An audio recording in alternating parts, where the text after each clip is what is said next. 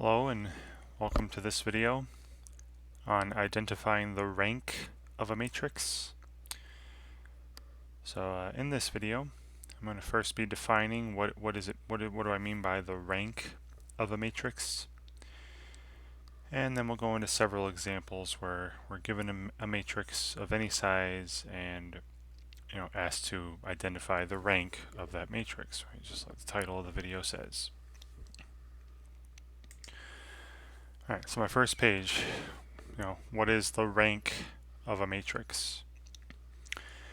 The rank of an M by N matrix A, right, sorry I put the A up here, M rows, N columns, matrix A, denoted by, the rank of A with A in parentheses, the rank of matrix A. The rank of matrix A is the number of linearly independent column vectors in an echelon form of A. Alright, so I say an echelon form, so row echelon form or just echelon form, or my favorite, reduced row echelon form, right, or just reduced echelon form, RREF, that you've seen in many videos of mine now. Either one, because whether you're in echelon form or reduced echelon form, the pivot positions will be the same. Right, you'll have the same pivot columns and the same pivot rows. Right, and that's what these linearly independent column vectors of echelon form. Those are your pivot columns. Right? And additionally, where the pivot positions are, those rows will also be your pivot rows. And since the number of pivot columns, right, will be equal to the number of pivot rows when you're in an echelon form, right, regular echelon or reduced echelon, we could also say this, that the rank of a matrix A is the dimension of the column space of A.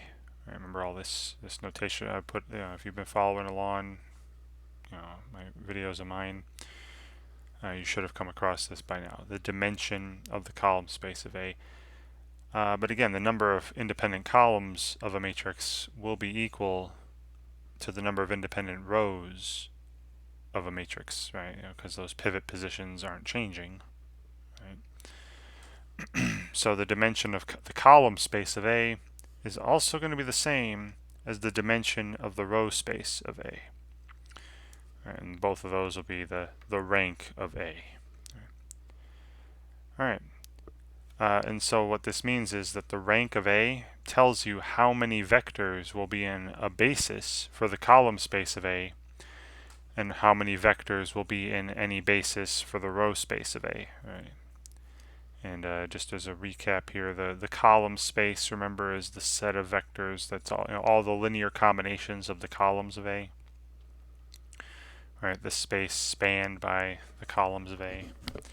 And the row space is that set of all linear combinations of the rows of A, right, or the space that's spanned by the rows of A. And each of these spaces is going to have the same number of vectors in any basis, and that's this rank of A. Alright, so very simple examples, I feel, I've got going on here, and it's really pretty straightforward to find the rank of a matrix. Alright, so I start off with a pretty simple one. So I asked us to find the rank of matrix A, right, the rank of A. So we're going to put this matrix A into an echelon form. Now, this is already in echelon form, or row echelon form. Okay, it's not reduced because the first non-zero entry in the first row is a 1, great, with zeros below and above it. And the first non-zero entry, in the second row is not a 1, right? It's a 2. And then there's there's zeros below and above it and all that, but the reason why it's not in reduced echelon form is because that leading non-zero entry in the second row is not a 1. But it is in echelon form. And look at where the pivots are, right? Where these leading numbers are, these leading non-zero numbers are. These are where the pivots are, so there are 2 pivot columns of the matrix. Same thing for the rows, right? Because again, there's this, there's, whether you're looking at it through the columns or through the rows, there's the same number of pivot positions. So there are also, 2 pivot rows, right? There should be the same number of pivot rows as pivot columns because of, the pivot positions aren't moving. So the rank of A is 2. Simple as that.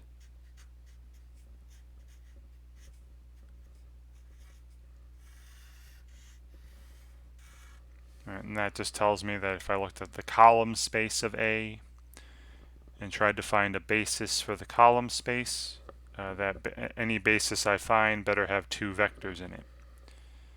And same thing for the row space of A. The rows, if I look for the row space of A and a basis for the row space, any basis of the row space should have 2 vectors in it, right? This is the dimension of the column space and the dimension of the row space of A. Now you know me, right? You've seen many videos of mine hopefully by now. Not many, but like, several. I personally like putting my matrices into reduced echelon form. Now again, I'm done, right? It's over. Okay, the rank of A is 2. But I'm just going to show you what I may be doing, for the most of these examples. All right, so I put this in reduced echelon. The only thing I would need to do is multiply that second row by a half so that that pivot position is a 1 instead of a 2. There, it's in reduced row echelon form now, or reduced echelon form. And same thing, there's the pivots, right? The leading non-zero entries in these rows, and they're both 1 now. 2 pivot columns, again, the same number of pivot rows, 2 pivot rows, meaning the rank, right? The rank of matrix A is 2. Simple as that. All right. So just got a couple more here. All right, you see how easy it is. So here's a 1 by 3 matrix, right? 1 row, 3 columns. This is already in reduced echelon form, or that reduced row echelon form already, right? Because the first, there's only 1 row, and the first non-zero entry is a 1. Right, and obviously 0 is above and below it because there's nothing above and below it. So the only pivot position here is this position. So there's 1 pivot column, just this column vector with the number 1 in it. Same thing, there's only 1 row. There's only 1 row in the whole freaking thing, right? There's only 1 pivot row. And as I said earlier, the number of pivot columns and pivot rows should be exactly the same because these pivot positions are not changing.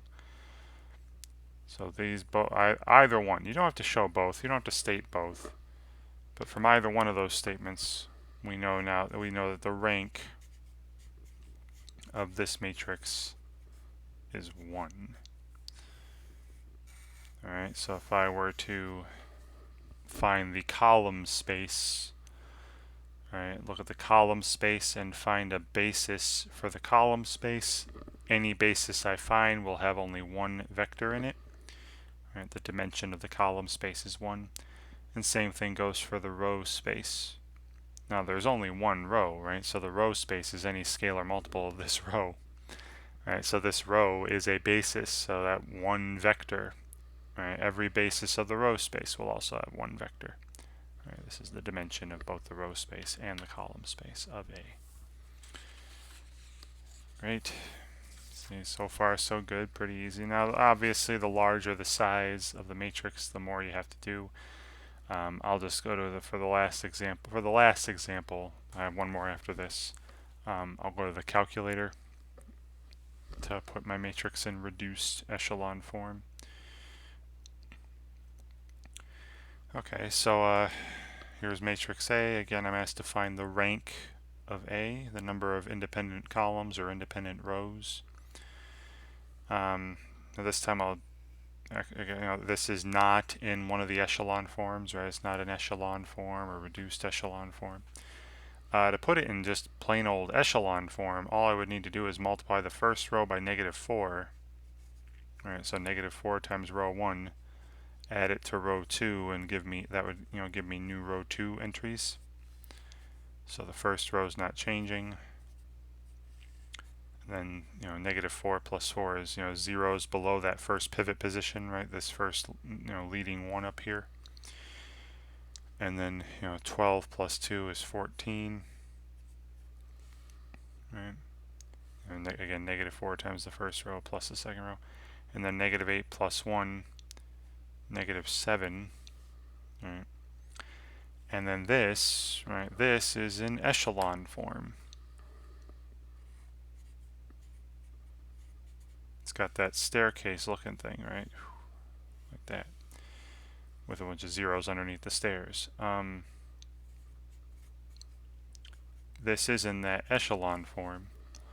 And our pivot positions are those leading non-zero entries in the rows, right? There's a pivot, and there's a pivot, right? And there should be now in echelon form, right? There are zeros only below the pivots, which I have here, right? Zeros below the stairs, right? Below the steps.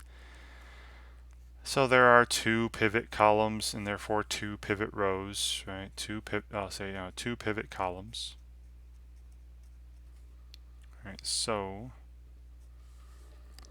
the rank of this matrix is 2.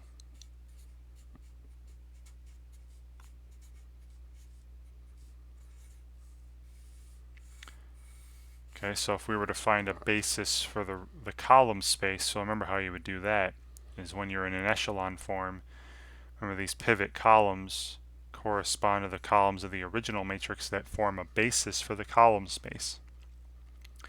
So the vector 1, 4 and -3, 2, right, these first 2 columns in the original matrix, those 2 vectors form a basis for the column space. There's 2 vectors in it.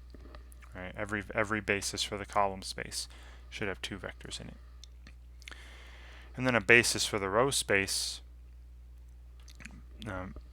should also have 2 vectors in it. Now remember, you could do it a couple ways where when I put it in an echelon form like this, the pivot rows actually do form a basis, right? Not the pivot columns for the column space, but the pivot rows in echelon form do form a basis. So 1, -3, 2, 0, 14, -7, that set of those 2 vectors forms a basis for the row space. Or, or you could go back and remember the row space is also the column space of the transpose, or you could take the transpose of this matrix and see that both of these vectors are also, right, 1, -3, 2, 4, 2, 1, also form a basis for the row space. So again, any basis for the row space, any basis for the column space is going to have 2 vectors in it. That's what the rank is telling us.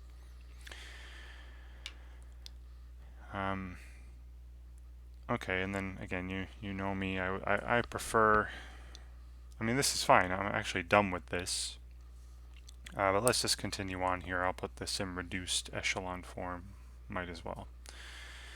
So now I would like this pivot position to be a 1. Right, so I'm going to do 1/14 of row 2 to give me a new row 2.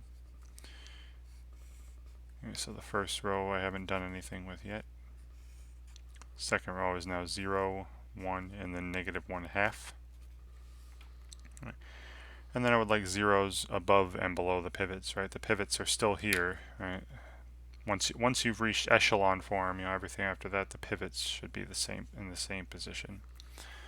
The pivots are still these 2 leading ones, and I would just like zeros below and above them, right? So multiply this by 3 and add it to that top row to get reduced echelon form.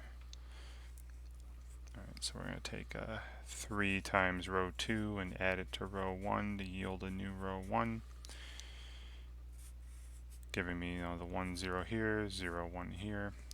And then again, I didn't change the second row, but if I'm multiplying it by 3, so that's -3 halves plus 2. Well, -3 halves plus 4 halves be +1/2, right? And there's reduced echelon form right here. Right? And again, same thing. There's still the 2 pivots, right? The 2 pivot positions, 2 pivot rows, 2 pivot columns. meaning that the rank of this matrix is 2. The dimension of the column space, the dimension of the row space is 2. Alright, I've got one last one. And you see how very, very simple this is to identify the rank of a matrix. This one I just wanted to show you the calculator again if you haven't seen it before. How to use the calculator to put a matrix in row, echelon form, row echelon form, or reduced row echelon form. And you know me, I prefer reduced. All right, so let's put this into reduced row echelon form, RREF, on your calculator. I have 84 plus here.